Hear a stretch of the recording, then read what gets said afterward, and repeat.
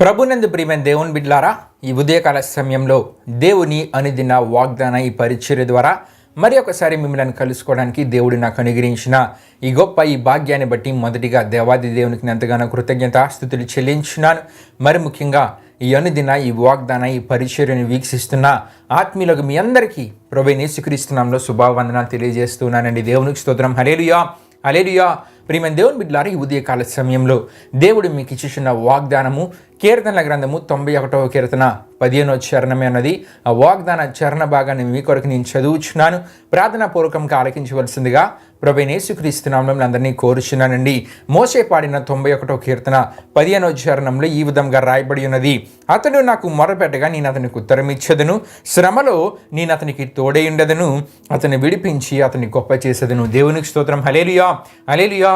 ప్రియమైన దేవుని బిడ్డలారా, ఈ వాగ్దానాన్ని దేవుడు మోషే ద్వారా తెలియజేస్తున్నట్లు దేవుని వాక్యంలో మనం చూస్తున్నాం. ప్రియమైన దేవుని బిడ్డలారా, ఈ వాగ్దానాన్ని క్లియర్గా మనం ఆలోచిస్తున్నప్పుడు అతడు నాకు మొరపెట్టగా దేవునికి మొరపెట్టే ఆత్మీయత మనలో ఉండాలని ఆ చరణ భాగంలో మనకు కనబడుతుంది. ప్రియమైన దేవుని బిడ్డలారా, ఇశ్రాయేల్ కాలానికి వస్తే కనుక ఇశ్రాయేలీలు ఒకానొక సందర్భంలో ఏం చేశారంటే దేవునికి మొరపెట్టవలసిన వారు మోషేకు మొరపెట్టినట్లు దేవుని వాక్యంలో మనం చూస్తుంటాం.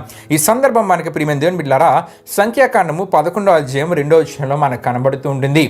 జనులు అంటే ఇశ్రాయేలీలు ఏం చేస్తూ ఉంటారంటే ఆయాసమును గూర్చి సనులుతున్నప్పుడు దేవునికి అది వినబడుతుంది. దేవుని కోపం వారి మీదకి వచ్చి దేవుడు కోపగించుకున్నప్పుడు అక్కడ జరుగుతున్న సందర్భాన్ని బట్టి ఆ సంఘటన బట్టి ఇశ్రాయేలీలు ఏం చేశారంటే మొరపెట్టవలసిన దేవునికి మొరపెట్టగా మోషేకు మొరపెట్టారు. ప్రియమైన దేవుని బిడ్డలారా, దేవుడి వాగ్దానంలో మనకు తెలియజేస్తున్నారు, అతడు నాకు మొరపెట్టగా నేను అతనికి ఉత్తరం ఇచ్చేదనని. దేవునికి మనం మొరపెట్టాలి. ఆ సమయంలో ఇశ్రాయేలీలు మోషేకు మొరపెట్టారు.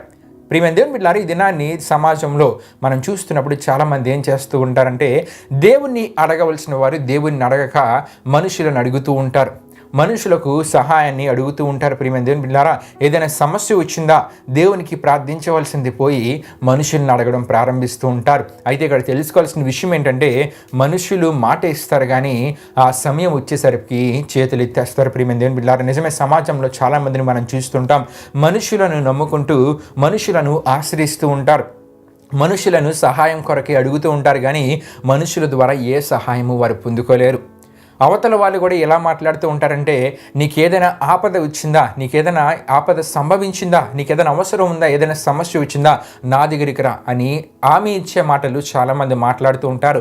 వారి మాటలు నమ్మి చాలామంది మనుషులు ఏం చేస్తూ ఉంటారంటే వారికి ఏదైనా సమస్య వచ్చినప్పుడు, ఏదైనా బాధ కలిగే పరిస్థితులు ఎదురైనప్పుడు వెంటనే వారిని ఆశ్రయించడానికి వారి దగ్గరికి వెళ్ళిపోతూ ఉంటారు. చివరకు వారి దగ్గరికి వెళ్ళిన తర్వాత ప్రియమైన దేవుని బిడ్డలారా వారు ఏమీ చేయక కేవలం మాట్లాడి వారిని పంపిస్తుంటారు. ప్రియమైన దేవుని బిడ్డలారా, అంటే మనుషులను ఆశ్రయించడం ద్వారా ఏ మేలు జరగదు. ఆ దినాన్ని ఇశ్రాయేలీలు కూడా మొదట ఏం చేశారంటే దేవునికి మొరపెట్టకుండా వారు ఏం చేశారంటే మోషేకు మొరపెడుతున్నట్లు ఈ సంఖ్యాకాండము 11వ అధ్యాయం 2వ వచనంలో మనం చూస్తుంటాం. దేవునికి మొరపెట్టవలసిన వారు మోషేకు మొరపెడుతున్నారు. ప్రియమైన దేవుని బిడ్డలారా, అయితే ఇక్కడ మరికొన్ని విషయాలు మీకు తెలియజేయాలని ఆశపడుచున్నాను. ఇది నా సమాజంలో మనుషులు ఈ విధంగా ఉంటున్నప్పుడు కూడా చాలామంది దేవుణ్ణి ఆశ్రయించట్లేదు. మనము ఆశ్రయించవలసింది దేవుణ్ణి. ఏదైనా ఒక సమస్య కలిగినా, ఏదైనా ఒక ఆపద ఎదురైనా, ఏదైనా బాధాకరమైన పరిస్థితి మనకు ఎదురైనా, ఏదైనా అవసరత ఉన్నా మొదటిగా మనం ఏం చేయాలండి, దేవుణ్ణి అడగాలి. ఒక దైవజనుడు అంటూ ఉన్నారు, అతని జీవితంలో ఏ సమస్య ఎదురైనా, ఏ అవసరత ఉన్నా సరే మనుషుల దగ్గరికి మొదట వెళ్ళారంట. ఆయన వెళ్ళి దేవుని సన్నిధిలో మోకరించి దేవునికి ప్రార్థిస్తారు. ప్రార్థించిన తర్వాత దేవుడిచ్చిన ఆలోచన మేరకు ముందుకు వెళ్ళినప్పుడు ఇప్పుడు ఆయన తన జీవితంలో ఏ సమస్య అధికం అవ్వలేదు కానీ ఆ సమస్య నుండి బయటపడగలిగారు. ప్రియమైన దేవుని బిడ్డలారా, అంటే దేవుడిచ్చే ఆలోచన ప్రకారం ముందుకు వెళ్ళినప్పుడు దేవుడు తన జీవితంలో ఉన్న సమస్యలన్నింటి నుండి విడుదల దేవుడు అతనికి దయచేశారు. అంటే ప్రియమైన దేవుని బిడ్డలారా, చాలామంది మనుషులను ఆశ్రయిస్తూ ఉంటారు కానీ మనుషులను మనం ఆశ్రయించకూడదు, దేవుణ్ణి ఆశ్రయించాలి. అయితే ఈ సందర్భానికి మనం చూసినప్పటికీ జనులు అంటే ఇశ్రాయేలీలు మోషేను ఆశ్రయించారు. అయితే మోషే ఏం చేశారంటే ప్రియమైన దేవుని బిడ్డలారా దేవునికి మొరపెట్టినట్లు అక్కడ మనం చూస్తున్నాం. దేవునికి స్తోత్రం. హల్లెలూయా హల్లెలూయా. మోషే ఒక మాదిరిని అక్కడ చూపిస్తూ ఉన్నాడు. మోషేను జనులు ఆశ్రయించినప్పుడు మోషే దేవునికి మొరపెడుతూ ఉన్నాడు. అతడు నాకు మొరపెట్టగా నేను నీకు ఉత్తరం ఇచ్చేదను. మనము దేవునికి మొరపెట్టినప్పుడు ప్రియమైన దేవుని బిడ్డలారా ఆయన ఉత్తరం ఇస్తాడు. మనం మనుషులకు మొరపెడితే, మనుషులకు మన అవసరతను తెలియజేస్తే, మనుషులను ఆశ్రయిస్తే మన యొక్క మనవులకు జవాబు రాదు, మన అవసరతలు తీర్చబడవు. కేవలం మాట మాత్రమే మాట్లాడి హామీ ఇచ్చేవారు కూడా ఆ సమయానికి చేతులు ఎత్తేస్తూ ఉంటారు. కానీ దేవుణ్ణి ఆశ్రయిస్తే కానీ ప్రియమైన దేవుని బిడ్డలారా, దేవుణ్ణి ఆశ్రయిస్తే కనుక ప్రియమైన దేవుని బిడ్డలారా ఆయన మన యొక్క మనవులకు ఉత్తరం అంటే జవాబునిస్తానంటూ ఉన్నారు. దేవునికి స్తోత్రం. హల్లెలూయా, హల్లెలూయా. ప్రియమైన దేవుని బిడ్డలారా దేవుణ్ణి ఆశ్రయించాలి. దేవునికి మొరపెట్టినప్పుడు ఆయన ద్వారా ఉత్తరము మనకు ఇవ్వబడుతుంది, అంటే జవాబును మన జీవితాల్లో మనం పొందుకోగలం. ఎటువంటి జవాబు అంటే ప్రియమైన దేవుని బిడ్డలారా శ్రమలో నేను అతనికి తోడే ఉండదను. ప్రియమైన దేవుని బిడ్డలారా ఇక్కడ మనం చూస్తుంటాం దేవుడు అంటూ ఉన్నారు, సమస్యలు ఎదురైనప్పుడు, శ్రమలు ఎదురైనప్పుడు, ఇబ్బందులు ఎదురైనప్పుడు, బాధాకరమైన పరిస్థితులు ఎదురైనప్పుడు మీరు నాకు మొరపెట్టినట్లయితే నేను మీకు ఉత్తరం ఇస్తాను. ఎటువంటి కాపుదల మీకు ఉంటుందంటే శ్రమలో నేను అతనికి తోడే ఉండదు. అంటే నీ జీవితంలో ఉన్న శ్రమలలో దేవుడు నీకు తోడుగా ఉండి ఆ శ్రమల నుండి నిన్ను విడిపిస్తారు. నీ జీవితంలో ఉన్న సమస్యలలో దేవుడు నీకు తోడుగా ఉండి ఆ సమస్యల నుండి దేవుడు నిన్ను విడిపిస్తారు. నీ జీవితంలో ఉండే అనారోగ్య పరిస్థితుల ద్వారా కలిగే బాధ నుండి, అటువంటి శ్రమ నుండి కూడా దేవుడు నీకు తోడుగా ఉండి దాని నుండి కూడా విడిపిస్తారు. దేవునికి స్తోత్రం. హల్లెలూయా, హల్లెలూయా. శ్రమలో నేను అతనికి తోడే ఉండదు. దేవుని తోడు మనకి ఎంతో అవసరం. ప్రియమైన దేవుని బిడ్డలారా ఆయన తోడుగా ఉంటానని అంటూ ఉన్నారు. ఆయనకి ఎవరైతే మొరపెడతారో ఆయన వారికి జవాబు ఇచ్చి వారి శ్రమలలో ఆయన వారికి తోడుగా ఉండి ఇంకేమంటూ ఉన్నారంటే అతన్ని విడిపించి, అంటే ఆ శ్రమల నుండి వారిని విడిపించి వారిని గొప్ప చేస్తానని దేవుడు వాగ్దానం ఇస్తున్నారు. దేవునికి స్తోత్రం. హల్లెలూయా, హల్లెలూయా. గొప్ప చేస్తానంటే వారికి ఉన్న సమస్యలు, శ్రమలన్నిటి నుండి విడుదల వారికి కలుగజేసి వారి జీవితాల్లో అభివృద్ధిని కలుగజేసి అత్యున్నత స్థితిలో వారిని ఉంచుతానని దేవుడి వాగ్దానం ద్వారా మాట్లాడుతూ ఉన్నారు. ప్రియమైన దేవుని బిడ్డలారా నిజమే, మనము ఆశ్రయించవలసిన దేవుడిని ఆశ్రయిస్తే వాగ్దాన ఆశీర్వాదాన్ని మన జీవితంలో మనం పొందుకోగలం. మనుషులను ఆశ్రయిస్తే శ్రమల నుండి విడుదల ఉండదు. మనుషులను ఆశ్రయిస్తే గొప్ప ఆశీర్వాదాలు మన జీవితంలో మనం పొందుకోలేం. మనుషులను ఆశ్రయించి మనుషులను నమ్ముకుంటే కనుక చివరికి వారి చేతులు ఇచ్చేస్తారే కానీ సహాయం చేయరు. కానీ దేవుణ్ణి ఆశ్రయిస్తే, దేవునికి మొరపెడితే ప్రియమైన దేవుని బిడ్డలారా ఆయన ఉత్తరం ఇస్తానంటే ఆయన జవాబు ఇస్తానని మాటిస్తున్నారు, వాగ్దానం ఇస్తూ ఉన్నారు. నీకున్న శ్రమల నుండి ఆయన నిన్ను విడిపిస్తానంటూ ఉన్నారు.